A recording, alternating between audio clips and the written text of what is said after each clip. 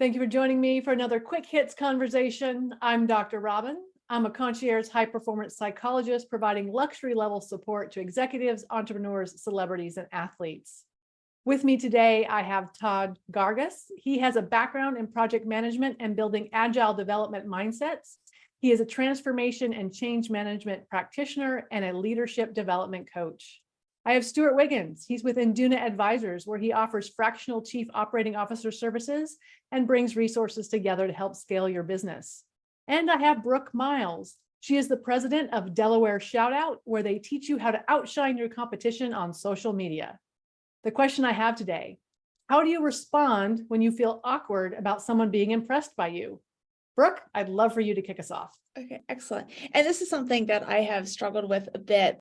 What I've realized, there are usually one of two reasons why I feel awkward. One of them is I don't believe what they're saying, or I really do believe what they're saying because I have enough confidence, but I don't want to appear like I'm full of myself, or I'm trying to be humble and all that. And then there's that awkwardness because I don't know how to transition from my thoughts to being humble. But what I have learned is to, first of all, just honor the giver. So if someone is giving you a compliment, just thank them, because if someone's giving you a compliment, they're enjoying giving it to you and you want to make them feel special and say thank you for that. I do try to just share something briefly, expand upon it. So let's say they say, oh, you're doing so great with blah, blah, blah. Oh, thank you so much. I've been working really hard on that, or whatever it is, just something just to add to it. But I will tell you in the end, I don't want to talk about myself forever. So I do try to turn it back, the conversation back to that person as soon as I can, but I do want to acknowledge and at least expand a little bit so they understand that I heard it and acknowledged and they felt like they did their part. Wow. So when I got the topic for today, I have to admit, I thought, wow, that's going to be a big one. I'll reveal something. Like a lot of people, I've suffered with an awful lot of negative self-talk in my life. And it's something like that I can constantly want to work towards overcoming. And I'll be honest, it's only within the past decade probably that I could receive a compliment and really let it absorb and feel some actual genuine gratitude, not just figure that the person who was talking to me and complimenting me was just out to lunch.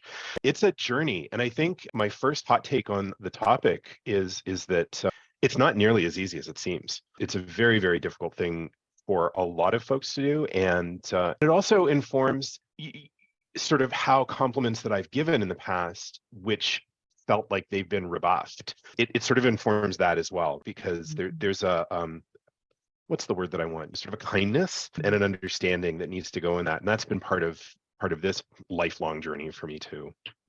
If someone gives me a compliment, I almost kind of deflect it to some degree. I have this note here. Most of us are raised to be that way.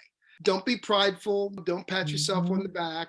So we're not really brought up to accept compliments. But one of the things I find that works is to say, well, it's not just me. I'm a product of all the experiences I've had with other people. Yes. I've had maybe worked for some great people, or I've met some great people along the way.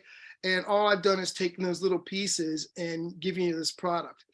I just tend to kind of step back when there's a lot of compliments, because I always wonder, is this really genuine, or is there something else to this? Maybe I'm just being cynical, but that's really the product of my experiences, because people will say stuff to you and they'll get close to you, and this is really going to sound cynical. There's some disappointment that's going to be somewhere down the line.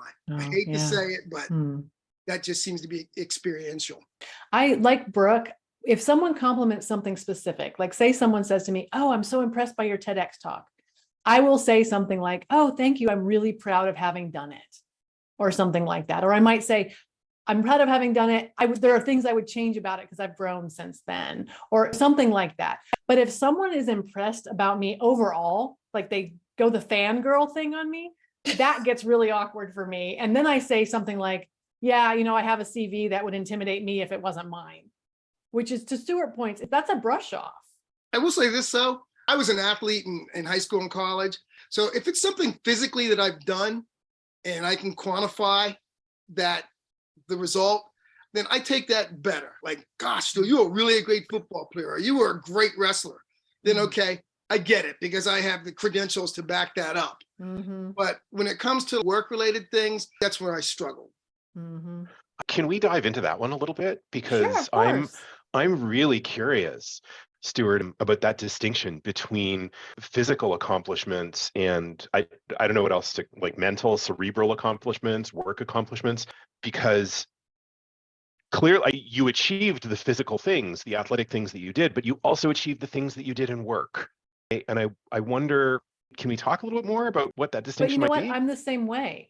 Because so if you talk to me about Oh, having been a competitive beach volleyball player, I'm like, yeah, I mean, because it's miserable. I can tell you, well, I didn't make the pros. I got wasn't it. that good, but I played consistently. I made some money at it. Like Stuart said, it's quantifiable. I can say in the realm of everybody who plays competitive beach volleyball, I was here.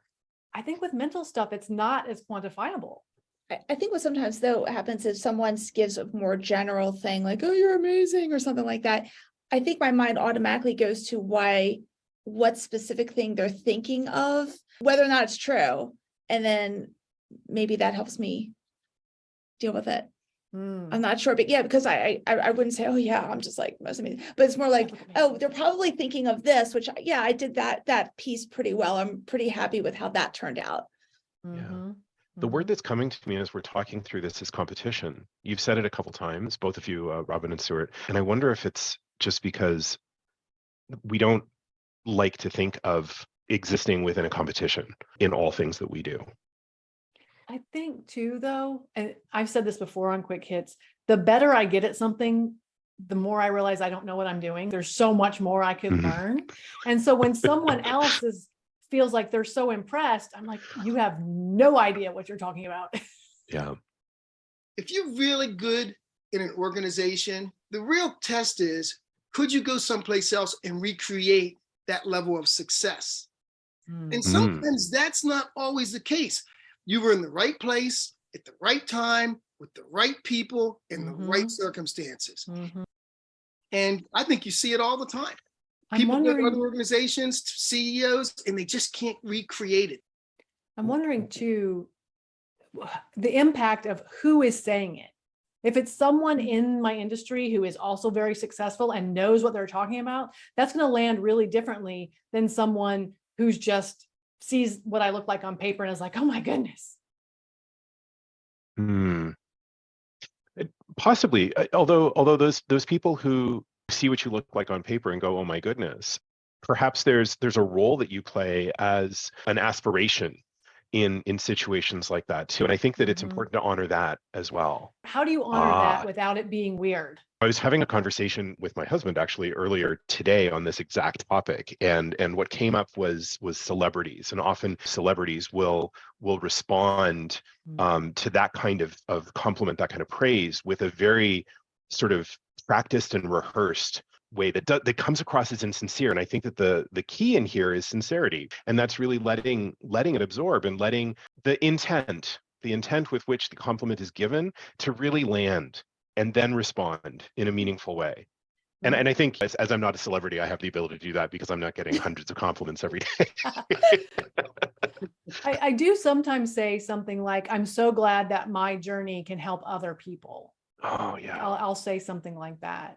Yeah. And again, I think everyone's point, it's like mostly all of our accomplishments are the result of a huge amount of hard work. Sometimes there is some talent that's needed, but sometimes you can have just like not almost no talent, but almost no talent. But if you make up for it with a huge amount of hard work, you can still get there. Mhm. So again, that is quantifiable. It's not Mhm. that what they're saying is, wow, you must be so talented or so lucky or whatever it is. And if you see it as, okay, this is the result of a huge amount of hard work, and hopefully to Stuart's point, it's duplicatable. Sometimes it's not, but it's a I huge wonder, amount of effort. I wonder if you just call it out and said, well, thank you. I feel really awkward now. If that might be easier. Oh. That's actually a very good idea. You talked about your husband, okay? Mhm. If your husband gave you a compliment, how would you respond as opposed to if I gave you a compliment, someone that you don't know? Do you take that compliment differently? That's a really good question. Mhm. I mean, it's extraordinarily meaningful coming from both places, but your context is wildly different too. And I think that's really important to take into consideration. What a good question, Stuart. And what a Look at you. phenomenal place to end a 10-minute conversation. So thank you so much for doing this with me. And I look forward to speaking to each of you again really soon.